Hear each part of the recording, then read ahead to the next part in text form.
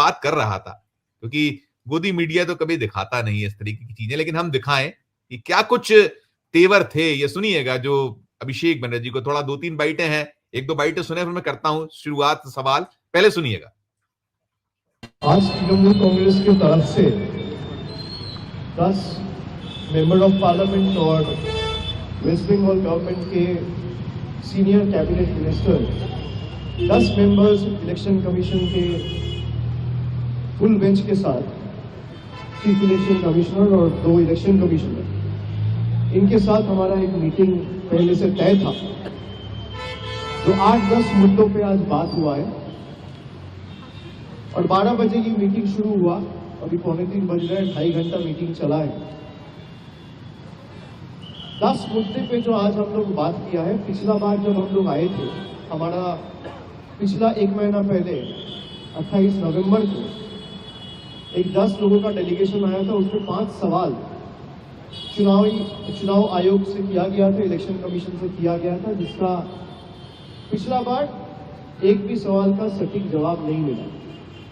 उसी दिन रात को कुछ पत्रकारों को सिलेक्टिवली लीक किया गया इलेक्शन कमीशन की तरफ से कि इलेक्शन कमीशन ने हर सवाल का जवाब दिया है। उसके तुरंत बाद मैंने एक ट्वीट किया कि तृणमूल कांग्रेस के पास डिजिटल एविडेंस है और एक भी सवाल का एक भी जवाब इलेक्शन कमीशन पिछला बार नहीं दिया है। इस बार भी हम लोग 10-11 पॉइंट्स लेके आए थे और 2-3 पॉइंट छोड़ के कहीं कोई क्लैरिटी नहीं मिला है। मैं उनको एसआईआर पे सवाल पूछता हूं तो वो चले जाते हैं सिटीजनशिप पे। मैं उनको डिवीजन पे सवाल पूछता हूं तो वो चले जाता है इलेक्शन का फॉर्म 7 फिल करो। किसी का भी कोई कॉन्क्रीट जवाब, एक एक इशू जो हम लोग उठाए हैं, मैं आज सारे पत्रकारों के सामने बताना चाहता हूं। पहला तो हमने जो लॉजिकल डिस्क्रिपेंसीज के केसेस हैं, 1 करोड़ 36 लाख केसेस, और उसके अलग अलग 5-6 कैटेगरी बनाया गया है कि कुछ केसेस में पिताजी के साथ जो वोटर है उसका 15 साल का डिफरेंस है, इसलिए डिस्क्रिपेंसी में डाला है। कहीं नाम में कोई स्पेलिंग एरर है, इसलिए डाला है। कहीं सरनेम में कोई स्पेलिंग मिस्टेक है, इसलिए डाला है। कहीं ग्रैंड पेरेंट्स के साथ कोई एज डिफरेंस है तो डाला है। कहीं एड्रेस में कोई डिफरेंस है तो डाला है। लेकिन वो लिस्ट अभी तक पब्लिश नहीं हुआ है। कल रात को जब मैं दिल्ली आया तब मुझे पता चला कि AERO का जो लॉगिन है, ERO का नहीं, AERO, उस लॉगिन में पार्ट बाय पार्ट कुछ लॉजिकल डिस्क्रिपेंसीज के केसेस अपलोड किए गए, लेकिन उसमें भी जो ऐप के थ्रू अपलोड किया गया, उस ऐप में भी बहुत सारे फ्लॉज हैं, जो आज मैंने मीटिंग में बताया। जैसे ही आप लॉजिकल डिस्क्रिपेंसीज के कोई केस में जाते हैं तो वहां पे 4 ड्रॉप डाउन आते हैं। एक आता है सेंड टू DEO, एक आता है जनरेट हियरिंग नोटिसेस, एक आता है फाउंड ओके, और चौथा आता है फाउंड इनएलिजिबल। अगर डॉक्यूमेंट सबमिट करने के बाद भी किसी का केस ओके है और फाउंड ओके में दबाया जा रहा है, क्लिक किया जा रहा है, तो भी हियरिंग नोटिसेस जनरेट हो रहे हैं, जिसका कोई जवाब उन्होंने नहीं दिया। उन्होंने माना कि ऐप में हो सकता है कोई टेक्निकल ग्लिचेस हो, लेकिन इसका कोई जवाब हमें नहीं मिला। रविंद्र जी, आपसे शुरुआत करूंगा। आप तो बहुत निकट से जानते भी हैं, अरुण सर भी रहे हैं, बाकी भी कवर तो किए ही किया इलेक्शन कमीशन को। ये सिलसिला है, देखिए, ये हम 25 जो मैंने कहा कि उन्हीं के नाम कर दिया जाए जो कुछ था, और अब 26 भी, लेकिन ये कहीं इन सबके बीच में जितना अग्रेसिव है, जितना आक्रामकता है, जो राहुल गांधी ने पूरे 25 में किया या विपक्ष की ओर से कोशिशें हुई, और अब अभिषेक बनर्जी भी, और बहुत सारी बातें कही, मुझे लगता है बहुत बातें तो आपने भी सब सुनी है और बहुत उसको दोहराव की आवश्यकता नहीं।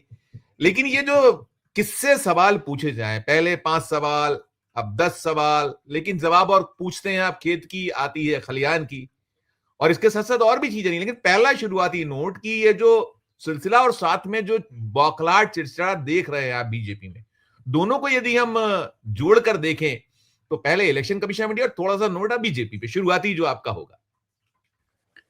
जी नमस्कार संजीव जी, अरुण जी, विनय जी, आपको 4 PM के सभी स्टाफ मेंबर्स को, हमारे दोस्तों को, और सभी शुद्धि दर्शकों को हमारे तरफ से हार्दिक शुभकामनाएं नए साल की। आप सब लोगों के लिए खूब मंगलमय हो और हमेशा खुशी प्रगति लेके आए। इसमें एक और हिस्सा है, मुझे लगता है प्रोग्राम 1 मैं घंटे आगे से आगे ज़्यादा। सुनाऊंगा, मेरे पास है 2-3 हाँ, क्लिप है, मैं सोच रहा हूँ कि तो एक-एक करके जी, सुनाते जी, जी, चलो। बिल्कुल, जी, बिल्कुल। मुझे लगता है वो सुनाएँगे, फिर उसके बाद जी हाँ, आगे जी हाँ, बढ़ेंगे। जी हाँ, जी हाँ, जी हाँ, जी हाँ। तो लेकिन ये जो पूरा बरस रहा, इसमें देखिए हम लोग कोई हीरो तो ढूँढ नहीं पाए, पूरे साल में हिंदुस्तान में, लेकिन विलेन ढूँढ लिए हमने। हमने विलेन, सबसे बड़ा विलेन के तौर पर देखिए, जो हमारे जो 2 सबसे बड़े संवैधानिक इदारे हैं इस मुल्क के, एक है सुप्रीम कोर्ट, एक है चुनाव आयोग। चुनाव आयोग की जो छवि है, वो पतन के गर्त में जाती हुई हम लोगों को इस बार दिखी, और मुझे लगता है बेहद चिंता की, बहुत दर्द की, परेशानी की बात है पूरे देश के लिए। इसके पहले भी देखिए चुनाव आयोग पर आरोप लगते रहे, पहली बार नहीं हुआ जब लगे हों, पहले भी लगे। लेकिन इस लेवल की गंभीरता कि अब इलेक्शंस पर से ही भरोसा लोगों का उठना शुरू हो जाए। चलिए, हम लोग तो कहते हैं कि नहीं उठेगा, लेकिन उठना शुरू हो जाए, या लोग उस विषय में बात करना शुरू कर दें कि नुक्कड़ सड़क, चौक चौराहों पर, कि भैया इलेक्शंस में कुछ न कुछ तो गड़बड़ होती है। इस काम का या इस विचार को लोगों के ज़हन में आने के लिए हमको पूरा श्रेय देना पड़ेगा ज्ञानेश कुमार को। उन्होंने जिस तरीके से पूरी सिचुएशन को हैंडल किया है, और जिस बेशर्मी के साथ वो लगातार काम करते रहे पिछले 1 साल के भीतर, वो हमने देखा, और वो बड़ा ही चिंताजनक है, बड़ा निंदनीय है। और उसकी वजह से आज इलेक्शन कमीशन पर जो यकीन था लोगों का, वो लगातार घटता चला जा रहा है। तो और उसके बाद इन्होंने जो बातें कही हैं, देखिए दूसरी बार मिले 1 महीने में ये लोग। 28 नवंबर को भी इनकी मुलाकात हुई थी, और 31 दिसंबर को तब पेपर 5 सवाल थे, आज 10 सवाल है, किसी का जवाब नहीं। वो कह रहे हैं हम पूछ कुछ रहे हैं, आप बता कुछ रहे हो। क्या कुछ रहे हैं। और उनके पास तो एक लिखी हुई स्क्रिप्ट रहती है, वो स्क्रिप्ट वो लोग पढ़ के बता देते हैं। अब कोई अगर इलेक्शन कमीशन की बिल्डिंग से बाहर आकर व्यक्ति अगर ये बातें कह रहा है वहीं पे खड़ा होके, और एक तो आप ये देखिए खड़े कहाँ हैं ये लोग, है ना? ये क्योंकि दर्शक अगर उस इलाके से वाकिफ हैं, तो वो एक सड़क है, और सड़क के उसके अंदर जब जाएंगे ना संजीव जी, तो वहां पर चुनाव के ऑफिस, चुनाव के दो ऑफिस की जी, ऑफिस के अंदर ही, उस ऑफिस के कैंपस में गेट, प्रमाइसेस प्रमाइसेस प्रमाइसेस। 2 बड़े शानदार लॉन्स हैं। अगर ये चाहते तो वहां पर भी मीडिया के लिए खड़ा होने का अरेंजमेंट कर सकते थे, ताकि आराम से लोग बात कर लेते। लेकिन इन्होंने सड़क पर जो पूरा जो पेवमेंट है, उस पेवमेंट को भी बंद कर दिया है बैरिकेडिंग करके, और कहीं दूर इन लोगों को खड़ा किया है, ताकि लोग ज्यादा से ज्यादा मीडिया को और नेताओं को डिस्करेज किया जाए। खैर, ये इस तरह की बातों से लगता है कि भाई इलेक्शन कमीशन कर क्या रहा है, क्या फायदा होगा इन चीजों से। हिंदुस्तान की जनता के लिए चुनाव आयोग बना है, हम जैसे करदाताओं के एक एक रुपए से इनका नौकरी चलती है, इनके घर में जो राशन आता है, पूरा दफ्तर जो है वो यहाँ से आम आदमी की जेब से चलता है। ऐसे में इन आम आदमी से ही क्या डर है, वो भी इलेक्शन कमीशन। देखिए, नहीं, उसमें चुनाव डर आयोग, तो मैं बीच में टोकूंगा। डर इसलिए बेहद है कि आपकी चोरी पकड़ी गई है, और आपको अब यह दहशत है कि किसी दिन जो भीड़ पहुंच गई, तब आप क्या कीजिए। आप बिल्कुल नेता तो ये बड़े बड़े मान सम्मान करते चले आते हैं, वो अपना जो आपा है नहीं खोते हैं। खासकर विपक्ष में ऐसा आपा अभी तक खोते दिखा नहीं है कहीं कोई। बिल्कुल, बिल्कुल। और देखिए, इलेक्शन कमीशन संजीव भाई एक ऐसी बॉडी बस है देश में, जिसका डायरेक्ट सीधे तौर पर आम इजलास के साथ सीधा संबंध होता है, सीधा संपर्क होता है। बाकी जो हमारे कॉन्स्टिट्यूशनल बॉडीज हैं, सीएजी है, उसका आपको वास्ता नहीं पड़ता है। सुप्रीम कोर्ट में वही जाएगा जिसका वास्ता पड़ता है। इलेक्शन कमीशन एक ऐसा इदारा है जो रोज, और इलेक्शन कमीशन का क्योंकि हमारा इंटरेस्ट है, मैं इसलिए ये पूरी डिबेट लेके आया। ये जो डिबेट है कॉन्स्टिट्यूएंट असेंबली की, जिसमें ये कहा गया कि भाई इलेक्शन कमीशन की महत्व क्या है, क्यों इंपॉर्टेंट है। 15 जून को ये बिल पेश किया गया था इलेक्शन कमीशन को लेकर 1949 में, और उसमें डॉक्टर अंबेडकर ने बताया था कि हम लोगों ने चुनाव आयोग को कैसे एक मुकद्दस संस्था के तौर पर स्थापित करना है। उन्होंने ये जब ये बिल पेश किया, तो ये बताया कि क्यों हम लोग वोट को एक फंडामेंटल राइट के दायरे से बाहर निकाल रहे हैं, क्योंकि हम लोग नहीं चाहते कि किसी भी तरीके से कोई इंटरफेरेंस हो एग्जीक्यूटिव का चुनाव आयोग के रोजमर्रा के काम में। लेकिन वही होता हुआ हम देख रहे हैं। उसमें ये सवाल सारे खड़े किए गए थे संजीव भाई, उस डिबेट में, अलग अलग भाषणों में, जो आज हम लोग होते हुए देख रहे हैं। इसको पढ़ के हैरानी होती है कि वो लोग कितने दूरदर्शी थे। उनको इस बात का पहले एहसास था कि अगर एक ऐसी सरकार आ गई तो हमारा इलेक्शन कमीशन कैसे कॉम्प्रोमाइज हो जाएगा।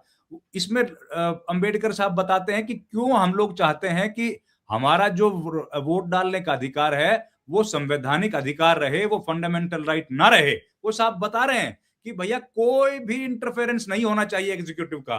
100% इंडिपेंडेंट ऑटोनोमस बॉडी हो इलेक्शन कमीशन, इतने तक उन लोगों ने सोचा। और आज इलेक्शन कमीशन को किस तरीके से पूरा सिर के बल उलट दिया है, ये हम लोग देख रहे हैं ज्ञानेश कुमार ने, और क्या उन फोरफादर्स ने हमारे जो सोचा था इलेक्शन बनाते कमीशन बनाते हुए। तो इसलिए ये पूरा जो बरस था संजीव भाई, ये पूरा बरस एक नेगेटिव कॉनोटेशन के साथ खत्म हुआ है, कम से कम इलेक्शन कमीशन पे। और 31 दिसंबर को जो अभिषेक बैनर्जी ने बोला, वो बिल्कुल उसका एक समअप करने के लिए एक फुल स्टॉप है कि पूरे साल में जो घटनाएं घटी हैं, अब बंगाल भी उसकी जद में आ गया, उसकी चपेट में आ गया। और दूसरा जो इदारे का हमने जिक्र किया सुप्रीम कोर्ट में, देखिए सुप्रीम कोर्ट में वो घटना घट गई जो 75 बरस में नहीं हुई। सुप्रीम कोर्ट के भीतर किसी sitting chief justice of India पर जूता फेंक देना, बिल्कुल बिल्कुल, उस पर उन पर जूता फेंक देना, और उसके बाद उस जिसने जूता फेंका उसकी डिफेंस में भी लोगों का आ जाना। आप बताइए, इससे ज्यादा हैरानी की या किसी देश के लिए उससे ज्यादा नकारात्मक बात और क्या होगी कि उनको भी लोग डिफेंड करने के लिए आ जाते हैं, उसके पक्ष में भी लोगों के बयान देने के लिए लोगों के पास वक्त है, या उनके पास इतनी हिम्मत है, ताकत है या बेशर्मी है कि उनके पक्ष में भी आ जाते हैं। और वो जब घटना घटती है संजीव भाई, उस पर इलेक्शन सुप्रीम कोर्ट भी उस पर अभी तक ना सुप्रीम कोर्ट ने सो मोट एक्शन नहीं लिया कंटेम्प्ट पिटीशन का। नहीं लेते वो।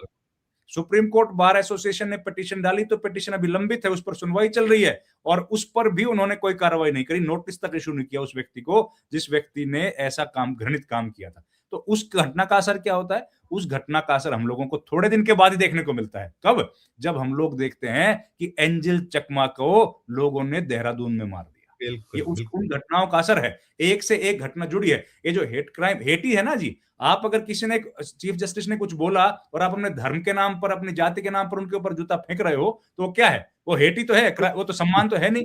तो वो, और ये क्या हुआ है एंजल चकमा के साथ, जो वो क्या हुआ है? वो भी तो हेटी है ना। आपने एक नस्लीय टिप्पणी की है, उसका भाई जो कह रहा है, और उसके बाद ये घटना घटी है। तो ये, और उसके बाद हम लोग क्रिसमस की जो हालत देखते हैं, सारे घटनाक्रम जुड़े हैं। मैं बिल्कुल, मैं एक पहले इलेक्शन कमीशन पे एक कोट हो जाए, मैं बिल्कुल उसी में, आप जहां पर आप इसी को सम अप करेंगे पहले, तो मैं लौटता हूं, मैं दोबारा मैं सीधी की, पहले मतदान फिर जलपान, कोई वोटर छूटे नहीं। जब रिविजन्स होते थे, जब मतदाता सूचियों का पुनरीक्षण होता था, अद्यतन की जाती थी, अब तो वो कह रहे हैं स्पेशल इंसेंटिव रिवीजन की बात हो रही है, और इसके कब हर साल हुआ है, अब उल्टा हो रहा है, अब बल्क में सारी चीजों में। तो ये तो ठीक है इस पे, लेकिन हाँ, दूसरा एक मसला है जो मध्य प्रदेश का मैंने जिक्र किया था अपने इंट्रो में, कि भाई बौखलाहट, चिड़चिड़ाहट, और जो आपने ऐसी जगह बैठे हैं आप, तो लगा हुआ है दिल्ली आपसे गैस चैम्बर, जहां पता नहीं, मैं कल जब जिक्र कर रहा था इसका, तो किसी मुझे सहयोगी साथी ने कहा था कि भाई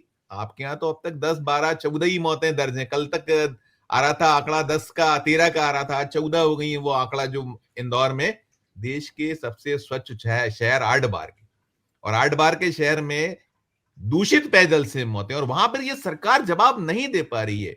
स्टेटस रिपोर्ट मांगी है, कल स्टेटस रिपोर्ट देना है, लेकिन अभी अटके हैं 4 पेज पे। और जो बौखलाहट, चिड़चिड़ा जो हम कहीं बात कर रहे थे, वो कि अमित शाह साहब, लगभग वैसी स्थिति हम सीएम को देखते हैं यहाँ के मध्य प्रदेश के, तो वही अब ये एक दूसरा इस पूरे मसले में, और क्यों हुआ मैं अभी आगे पूछता हूँ, देखी गई है इसको। जो रिफंड की बात कही गई थी वो भी नहीं मिला कैलाश जी, और पीने के पानी की ठीक से व्यवस्था। छोड़ो यार, तुम फोकट प्रश्न मत पूछो। नहीं फोकट नहीं, ये तो मैं तो वहाँ होकर आया हूँ। क्या घंटा हो गया है तुम? कैलाश जी बात ठीक से कीजिए, नहीं शब्दों का चयन ठीक रखिए। कैलाश जी आप ढंग से बात नहीं कर रहे हैं। नहीं, आप ये क्या शब्द होता है कि घंटा घंटा, क्या शब्द होता है? आप, मैं तो जाऊंगा, लहजा इनको सुधारने कहिए। इतने सीनियर मंत्री घंटा घंटा क्या बोलते रहते हैं? बात करने की तमीज नहीं है। हाँ और क्या, तुम मत किया करो, ठीक है? तो क्या घंटा बोलेंगे? सवाल कर रहे हैं ना हम, वो जवाब दे रहे हैं, आपको क्या हो रहा है? वो हमारा लीडर है, तो घंटा बोलेंगे मुझे? वो हमारा लीडर तो क्या करेंगे? वहाँ 10 लोग मर गए, हम पूछे नहीं सवाल? कुछ भी बोलोगे कि हमारे क्या पूछा है? बोले हमने गाली दी है क्या? जाओ अपना काम करो।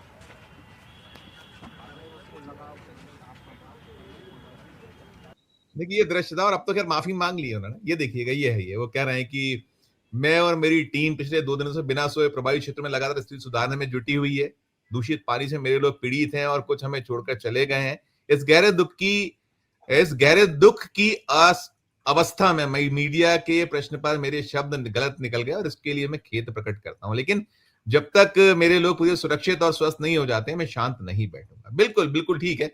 इसमें है ये, रविंद्र जी, मैं जो सवाल करने आपसे जा रहा था कि आपसी प्रतिद्वंदता, आपसी मारकाट, गला काट स्पर्धा यहाँ जो चल रही है, एक दूसरे को नीचा दिखाना आपस में, जो भारतीय जनता पार्टी की पॉलिटिक्स है, अभी अरुण जी और बेहतर तरीके से सब पे प्रकाश डालेंगे, लेकिन कहीं ना कहीं देखिए वो कह रहे हैं मेरी चिंता है, लेकिन यहाँ निकला ये है कि बीते कई दिनों से वहां मटमैला, गंदा, बदबूदार पानी आ रहा था, शिकायतें हो रही थी, और हैरत की बात है कि वह टेंडर हो गया था एक 2.25 करोड़ रुपए के लगभग का, जो नल लाइन बदलने का 4 महीने से तो रोका गया था।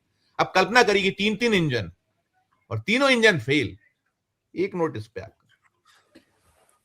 सर ये हमने आज आपने दिखाया, यही हम लोगों ने देखा था अमित शाह का बंगाल में।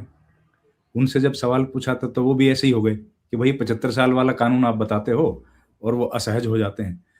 ये कैलाश विजयवर्गीय और 2 कदम आगे चले गए। और ये जो जर्नलिस्ट है, ये बहुत बढ़िया जर्नलिस्ट है, बहुत ही अच्छी रिपोर्टिंग करते हैं वहां से।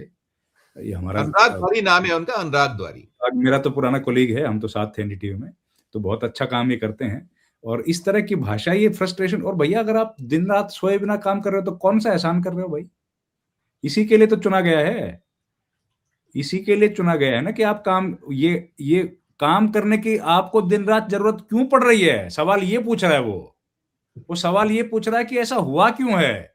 तुम अब रात को करो काम, दिन में करो, उससे किसको मतलब भाई? काम तो कर नहीं पाए ना, काम तो नहीं कर पाए, आप फेल हो गए, इसीलिए तो उन बच्चों की जान चली गई, उन लोगों की जान चली गई। अगर आप अपनी जिम्मेदारियों में निभाते, और उस वक्त पे जब इस तरह की बेहुदे स्टेटमेंट्स कैलाश विजयवर्गीय के आते हैं, हम लोग देखते ही हैं उनको, किस तरह की बातें वो धर्म को लेकर के और लोगों को लेकर करते हैं, फब्तियां कसते हैं। अगर उस वक्त पर काम किया होता तो आज ये दिन देखना थोड़ी पड़ता। और इसी को यही सवाल पूछ रहे हैं पत्रकार कि तब कहां थे भाई, आप क्यों नहीं काम किया? ये लोग मारे जा रहे हैं, अब कह रहे हैं मैं शांत नहीं बैठूंगा। अरे भैया शांत तो बैठे हो, तुम तो शांत बैठे हो, तभी ना हालत हो रही है। अगर शांत ना बैठते तो ऐसा होता ही नहीं, आज ये दिन ना देखना पड़ता। पर चलिए, बहुत धन्यवाद है इस जर्नलिस्ट का, कम से कम इसने हिम्मत दिखाई और सवाल पूछा। कैलाश विजयवर्गीय हो या कोई हो, देखिए मीडिया के सवालों से इसीलिए तो हमारा डेमोक्रेसी इतनी वाइब्रेंट बोलते हैं ना, कि आप सवाल अगर पत्रकारों के लोगे, पत्रकारों के सवालों के जवाब दोगे, तो भैया फिर गलतियां होने की संभावना घट जाती है। लेकिन क्योंकि पत्रकारों से दूरी बना ली है, पत्रकार ऐसे पैदा हो गए, जर्नलिज्म ऐसा हो गया कि जैसे अरुण जी ने कहा कि सब मालिक बिक गए हैं। ऐसी स्थिति में क्या होगा? ऐसी स्थिति में फिर गलतियां करेंगे और उसके ऊपर, पत्रकारों के ऊपर उसका ठीकरा फोड़ने की कोशिश करेंगे। लेकिन अब इन्होंने अच्छा किया, और आपने उससे भी अच्छा किया कि आप लोगों ने खबर दिखाई है। मुझे लगता है इस विषय पर, क्योंकि लोकल मामला है, तो अरुण जी और ज्यादा डिटेल बता पाएंगे। बिल्कुल, मैं अरुण जी के